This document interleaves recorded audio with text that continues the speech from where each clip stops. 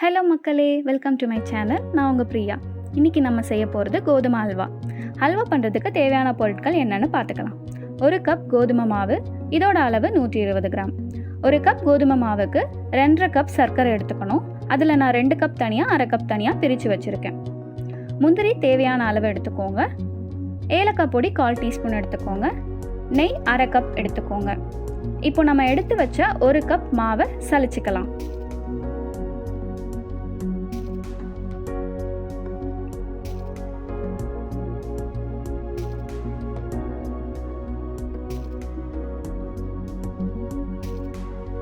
அது கூட ஒரு சிட்டிகை உப்பு சேர்த்துக்கோங்க. 1 கப் கோதுமை மாவுக்கு 5 கப் தண்ணி எடுக்கணும். அதில் 1 கப் தண்ணியை முதல்ல மாவு கூட சேர்த்து நல்லா கட்டி இல்லாமல் கலந்துக்கணும்.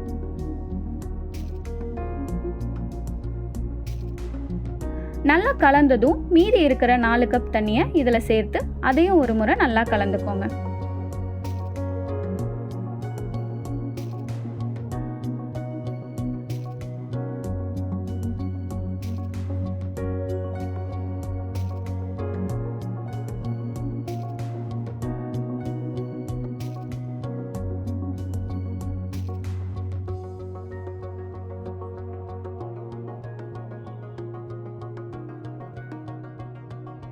இப்போ அல்வா பண்ணுறதுக்கு முன்னாடி நம்ம முந்திரியை நெய்யில் வறுத்து வச்சுக்கலாம்.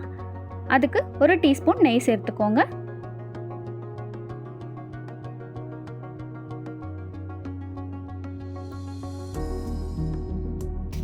நெய் உருகுனதும் முந்திரியை சேர்த்துக்கலாம்.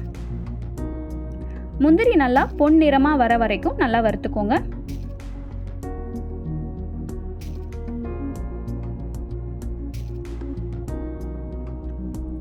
இப்போ நல்லா பொன்னிறமாக வந்துருச்சு. இதை தனியாக எடுத்து வச்சுக்கோங்க.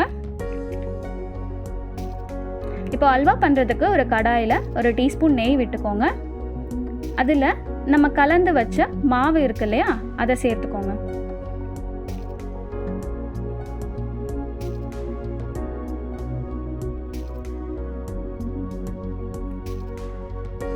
அல்வா பண்ணும்போது பாத்திரத்தில் ஒட்டும், அதனால நான்ஸ்டிக் பேன் யூஸ் பண்ணுங்க. அப்போதான் அல்வா நல்லா வரும்.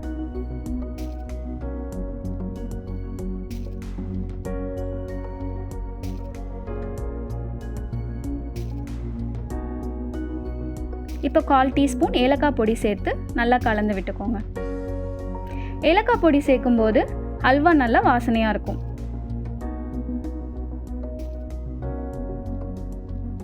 இது கொஞ்ச நேரம் நல்லா கலந்து விட்டுட்டே இருக்கணும்.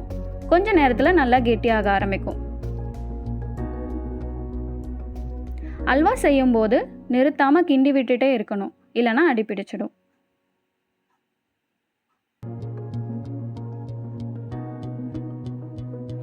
இப்போ ஓரளவுக்கு கெட்டியாக ஆரம்பிச்சிருச்சு.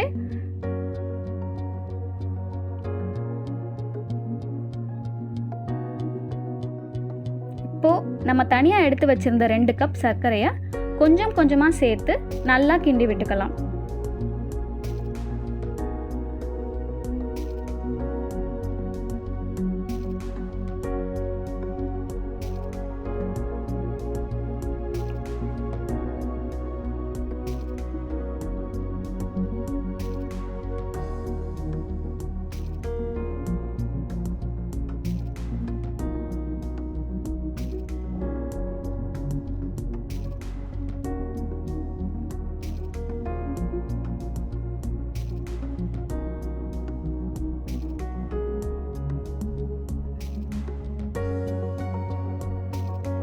இப்போ சர்க்கரை உருகி நல்லா தண்ணி ஆகியிருக்கு. இது இன்னும் நல்லா கெட்டி ஆகணும்.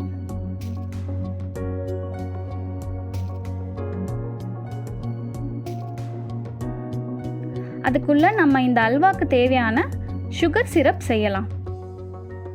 இது அடுப்பில் இருக்கட்டும். தனியாக எடுத்து வச்சிருந்தா 1/2 கப் சர்க்கரையை ஒரு கடாயில் சேர்த்துக்கலாம். இது நல்லா ப்ரௌன் கலராக வர வரைக்கும் இதை நம்ம உருக்கி எடுத்துக்கலாம்.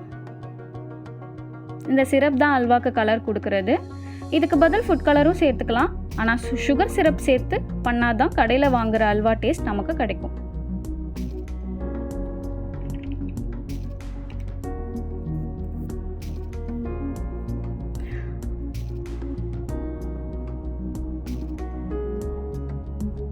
அடுப்பை ஹை ஃப்ளேமில் வைக்காமல் மீடியம் ஃப்ளேமில் வச்சுக்கோங்க, இல்லைனா சுகர் சிரப் கரிஞ்சிடும்.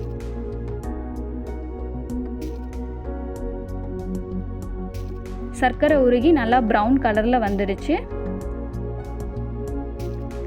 இப்போ அடுப்பை ஆஃப் பண்ணிக்கலாம். இப்போ அல்வா நல்லா ஒரு அளவுக்கு கெட்டியான பதத்துக்கு வந்துடுச்சு. இப்போ நம்ம சுகர் சிரப்பை சேர்த்துக்கலாம்.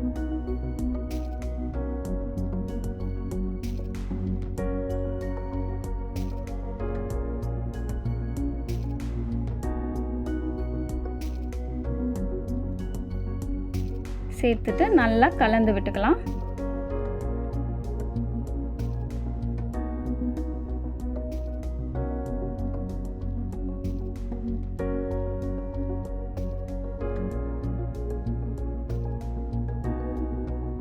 இது இன்னும் நல்லா கெட்டியாகணும்.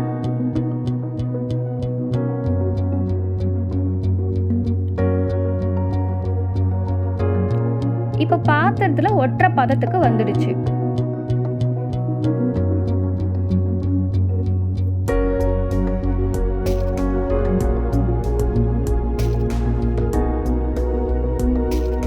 இப்போ இந்த ஸ்டேஜில் நம்ம எடுத்து வச்ச 1/2 கப் நெய் இருக்கு இல்லையா, அதை கொஞ்சம் கொஞ்சமாக சேர்த்து கலந்து விடணும். இந்த ஸ்டேஜில் பாத்திரத்தில் ஒட்டதான் செய்யும், ஆனால் அல்வா கரெக்டான பதத்துக்கு வரும்போது ஒட்டாது.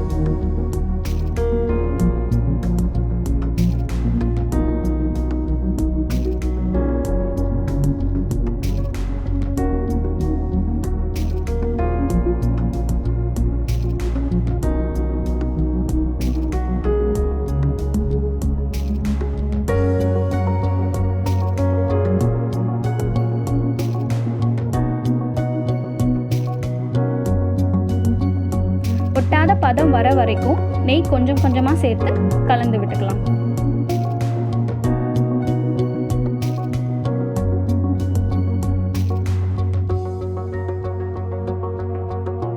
இதுக்கு 1/2 கப் நெய்யே போதுமானது.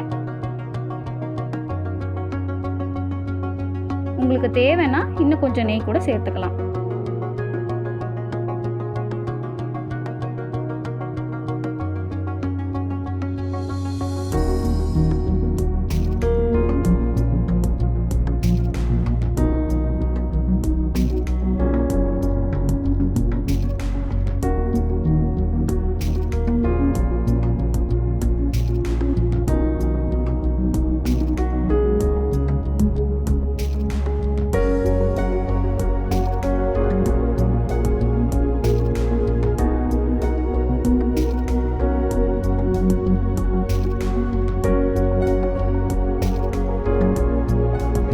நல்லா அல்வா பதத்துக்கு வந்துடுச்சு பாருங்க, பாத்திரத்தில் ஒட்டலை.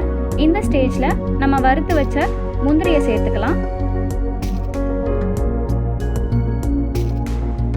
சேர்த்துட்டு நல்லா கலந்து விட்டுக்கலாம்.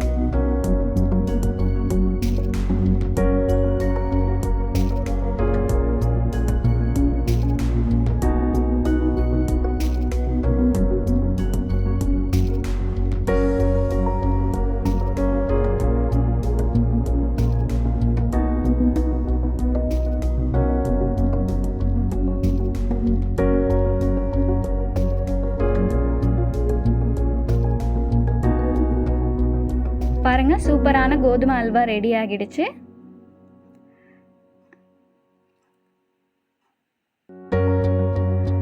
இப்போ அடுப்பை ஆஃப் பண்ணிட்டு இதை நெய் தடவன பாத்திரத்தில் நம்ம மாற்றி வச்சுக்கலாம்.